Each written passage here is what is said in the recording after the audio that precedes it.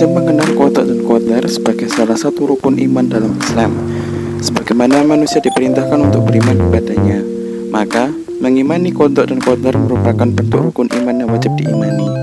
Mengimani qada dan qadar berarti meyakini bahwa segala sesuatu nasib baik dan buruk yang menimpa manusia sudah diatur dengan batasan-batasan tertentu. Lalu, apa sih arti qada dan qadar? Qada adalah ketentuan atau ketetapan sejak manusia masih berada di dalam kandungan. Contohnya seperti jenis kelamin, jodoh, dan kematian. Sedangkan qadar adalah ketentuan yang ditetapkan setelah manusia lahir. Contohnya kekayaan. Kata qada dan qadar berasal dari bahasa Arab yang mengandung banyak makna.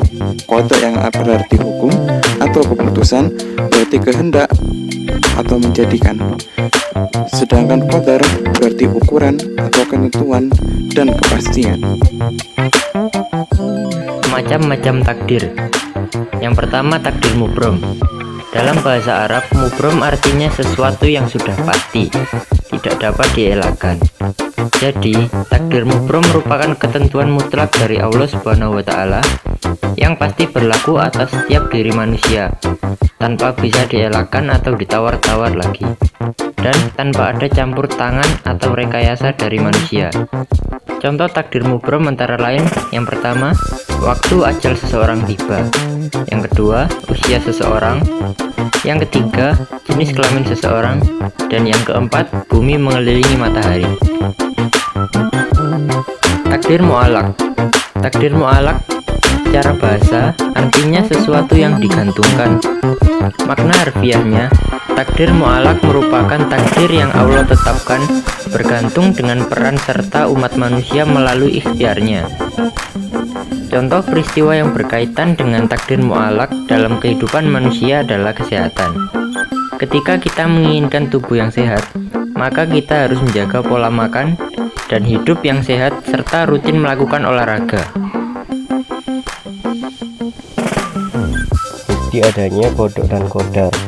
Bukti adanya qada dan qadar terdapat pada Quran surat Al-Qamar ayat 49 yang berbunyi, A'udzu billahi minasyaitonir rajim.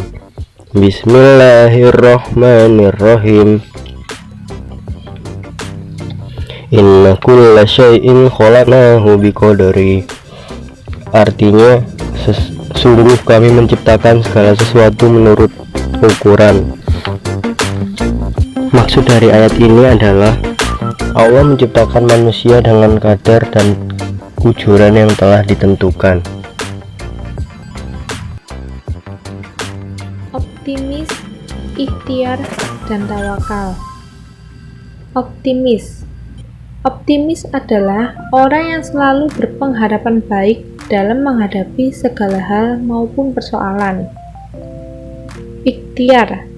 Ikhtiar adalah usaha seorang hamba untuk memperoleh apa yang dikehendakinya, seperti pada hadis Rasulullah SAW yang bunyinya, ihris ala mayanfa'uka wasta'in billahi wala ta'jas, yang artinya bersemangatlah melakukan hal yang bermanfaat untukmu dan meminta tolonglah pada Allah serta janganlah engkau malas. Hadis riwayat Muslim. Tawakal yaitu sikap pasrah dan menyerahkan segala urusannya kepada Allah Subhanahu wa Ta'ala. Fungsi dan hikmah beriman kepada qada dan qadar. Fungsi dari beriman kepada qada dan qadar adalah: 1. Meningkatkan keimanan dan ketakwaan pada Allah Subhanahu wa Ta'ala. 2. Menumbuhkan jiwa sabar dan tawakal. 3. Tidak mudah bersifat sombong dan selalu berprasangka baik kepada Allah Subhanahu wa Ta'ala. Sedangkan hikmah yang bisa diambil dari mengimani qada dan qadar adalah: 1. Mampu menjadi pribadi yang optimis. 2. Tidak mudah berprasangka buruk. 3. Menyadari bahwa manusia diciptakan berbeda-beda, tentu memiliki hikmah tersendiri. Perilaku yang mencerminkan qada dan qadar.